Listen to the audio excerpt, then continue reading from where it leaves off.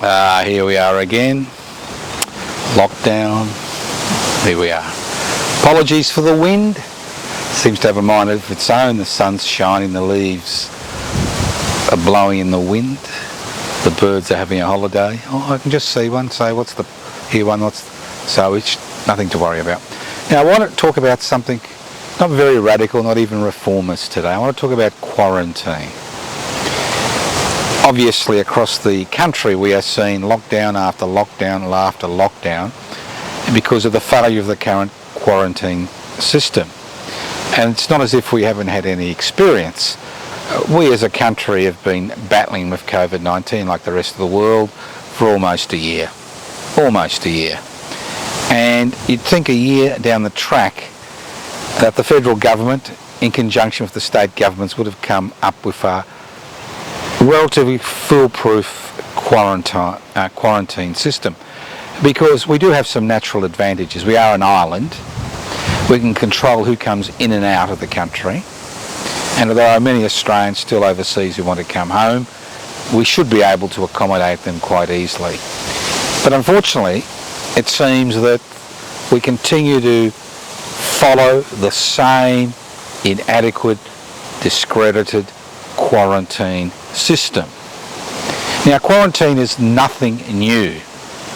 Before the advent of antibiotics and vaccines, the only thing that people had to protect them against the spread of communicable diseases was quarantine.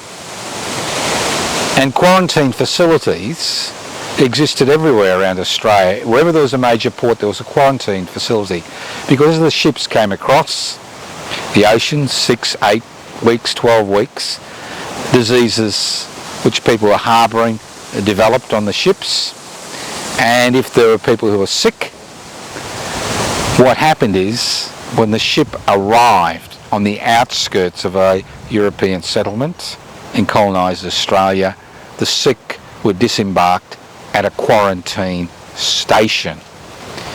And the quarantine station was kilometres and kilometres and kilometres away from the major hub of activity.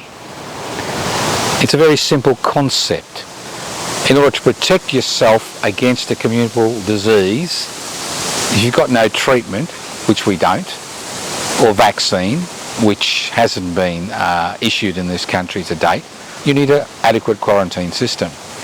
And what we've seen over the past year is a loss of time, a total waste of time, as quarantine after quarantine facility in city after city after city is shown to be inadequate. And it's inadequate because people are trying to do the impossible. They're trying to quarantine individuals and groups inside the central business districts of major cities, in buildings which are not fit for purpose, buildings which are rapidly changed minimally in order to act as a quarantine facility. And then we have people coming into the major CBDs who provide the care, the cleaning, the food, the security which is needed in a quarantine situation, who then go back into the community that night. It's a ludicrous system, and no wonder we have a stop-start lockdown situation develop around the country. Time and time again, and time again, as we've seen, the breakdown is in the quarantine system. So instead of federal government taking a leadership position, which it's not in this situation, it's left the heavy lifting, I hate to use that word, the heavy lifting, to the state governments, who have muddled through. And they've muddled through on one premise: save a penny, spend a pound. That's a very simple premise. You save money initially and provide a second-rate system, but the money which is needed to overcome the deficiencies is extraordinary, as we saw with the 5-month lockdown in Melbourne, a city of almost 5 million people. So this, spend a penny, save a pound. You know, it should be spend a pound, save a penny. Not spend a penny, which costs you a pound. It's just extraordinary what we're happening. So let's look at the quarantine situation, and let's look at a simple solution to the quarantine situation. Obviously, simple solutions sometimes take a little bit of work to implement. So the first thing we should be thinking about is building suitable quarantine facilities which are fit for purpose. It's been a year since COVID-19 began to be a headache in this country. We have had a year wasted without even thinking about or discussing the possibility of building fit for purpose facilities. This penny pinching approach, this spend a pound, save a penny approach, which we've seen, has compounded the situation. So the first thing we should be looking at is building facilities, not in the middle of Australia, but facilities outside each major capital city. Maybe facilities 100 kilometres away, and people say, well, there are issues regarding what happens when people develop COVID-19. How about medical emergencies? Obviously, we are capable of dealing with medical emergencies in such a situation. We have the expertise. So we need to build a facility. You can build them in 3 months. Rapidly build them on Commonwealth land or state-owned land. Rapidly build them. Fit for purpose. Facilities that have got adequate ventilation. Facilities which look after the basic needs of people. The second thing is, how do we overcome the problem of staffing in these quarantine facilities? Because obviously it's the transmission of the virus from those who are quarantining into the staff, which then transmits into the community, which is the major transmission chain we need to break. Now again, this is not a cheap solution, but it does mean that you don't spend a penny to save a pound. You know, you don't go down that track. So what we need is a 6-week roster system. The people who provide the basic services in these quarantine facilities, whether it's cooking, whether it's food, whether it's cleaning, whether it's security, whether it's nursing, whether it's medical, need to live on the premises. Not with the people who they are quarantining, but actually live in a separate facility just outside the quarantine station.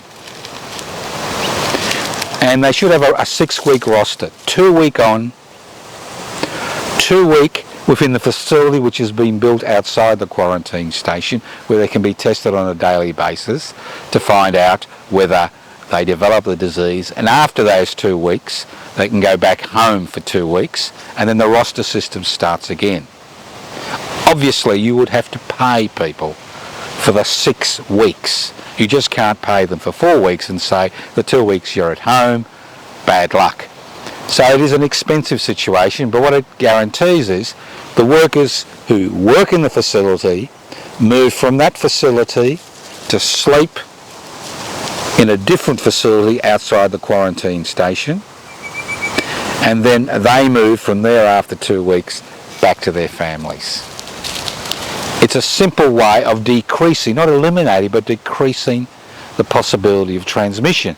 Because what we have now is, irrespective of daily testing, which really doesn't mean anything in the long run, because it can take 2 to 3 days of testing before you show signs, even on a test, irrespective of showing physical signs of the disease. So if you've got a 6 weeks rotation system, 2 week in the facility, 2 week in what you could describe as a decontamination facility, and then 2 weeks at home, you pay people for the 6 weeks. It's a rotation system.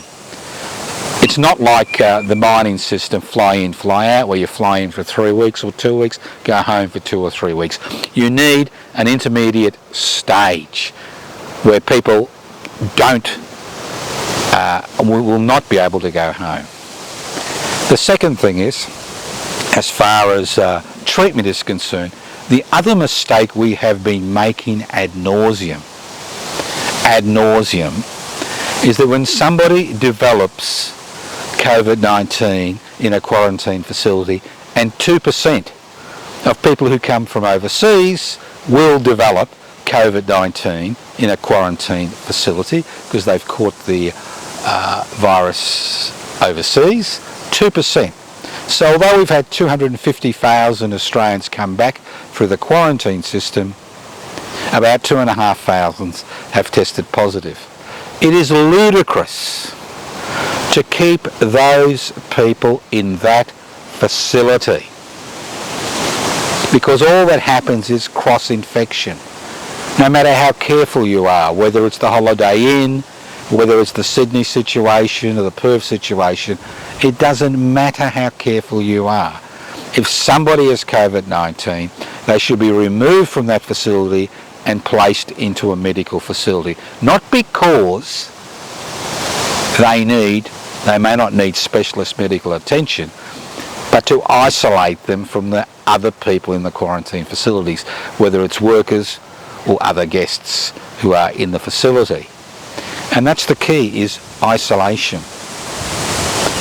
And that's the mistake that was made with nursing homes, especially in Victoria, where we had almost 900 deaths during the second wave, where people who developed COVID-19 were kept in that nursing facility or that aged care facility unless they developed severe medical complications, then were transferred to hospital.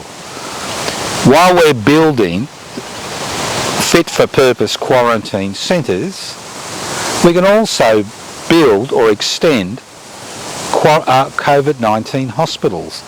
Hospitals that act as hostels for people with COVID-19 with minimal symptoms, and hospitals which have up-to-date intensive care equipment. And you can bring people into that situation who work in that situation, and again work on the same principle of 2 week on, 2 week quarantine, 2 week off. No system is foolproof, but what you need to do is minimise the risk of transmission. If you minimise the risk of that transmission by developing quarantine facilities that are fit for purpose, and that means expenditure, by having staff in these quarantine facilities that are isolated from the rest of the community for a short period of time during that 2 week, and paying these staff on a 6 week roster system, we can dramatically decrease the chance of the disease leaking out. And if the disease leaks out, it can be contained. It does not leak out into the community. The lockdown which just occurred in Victoria is specifically related to their fears that their tracing system cannot keep up with the development of the disease. And when a worker who was a close contact of somebody who had worked in the situation who had COVID-19, who went to work, who knew nothing about what was happening in a major cafe in the airport terminus, all hell broke loose because they were concerned about that transmission. So you need to break that transmission line. It has to be broken. Now, this is not just about COVID-19 today, but it's about future pandemics. We do not have a Centre for Disease Control. We do not have people who are specifically trained to deal with pandemics. What we are trying to do is fit square pegs in round holes by trying to change the current system to deal with the pandemic.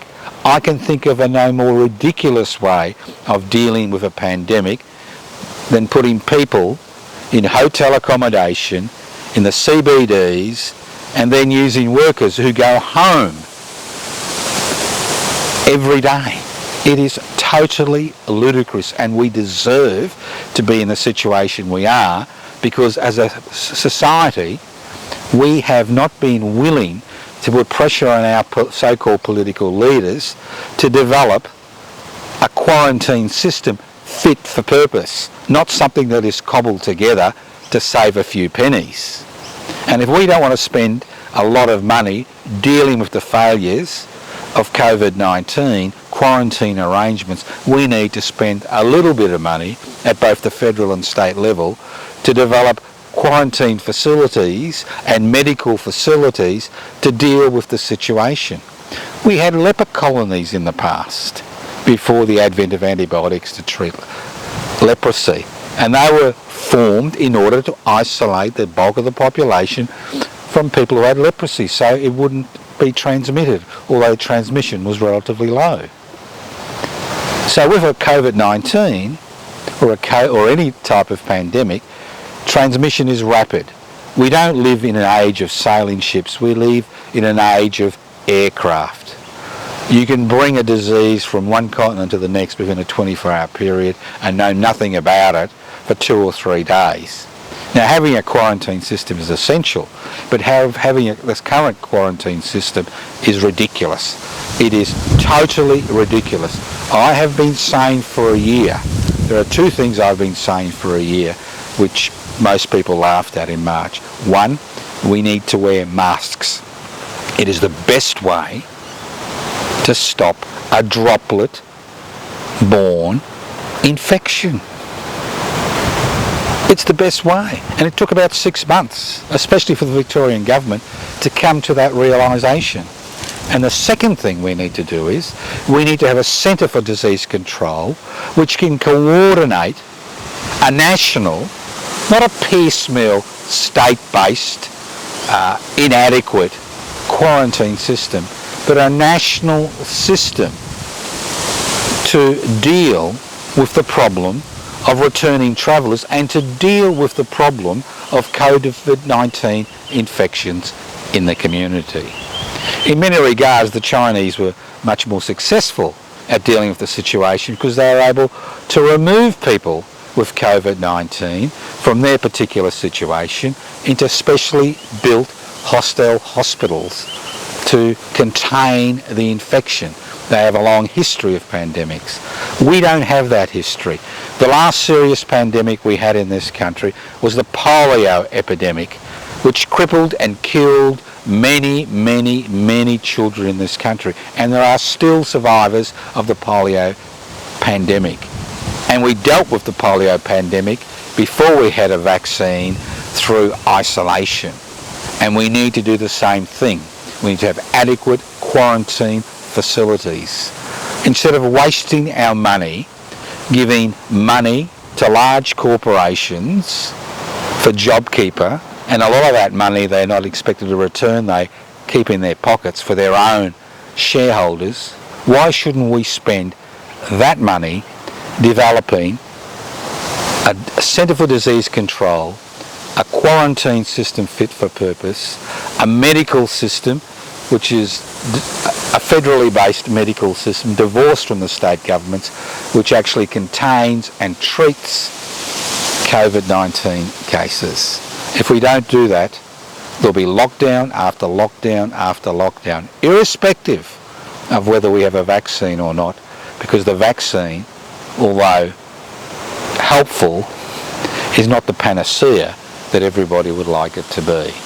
So it's important that we place pressure on both state governments and the federal government to take this issue seriously and do what needs to be done in order to protect the health of every man, woman and child living on this continent in 2021.